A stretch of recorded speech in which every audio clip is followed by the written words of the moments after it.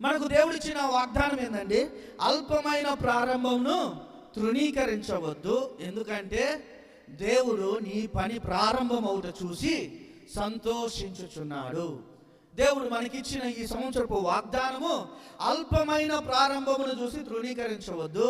దేవుడు సంతోషిస్తున్నాడు మన పనిని చూసి.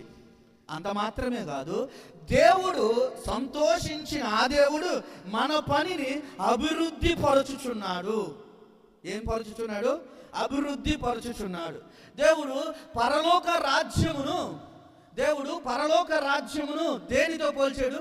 పరలోక రాజ్యమును ఆవగింజతో, చిన్న ఆవగింజతో పోల్చాడు దేవుడు. ఈ వాక్య భాగం నుండి గత వారం మనము ధ్యానం చేసుకున్నాం. చిన్న ఆవగింజ పరలోక రాజ్యమును చూపిస్తుంది. చిన్న ప్రారంభము పరలోక రాజ్యమును చూపిస్తుంది. చిన్న ప్రారంభము దేవుని కార్యములను చూపిస్తుంది. చిన్న ప్రారంభమును తృణీకరించకూడదు.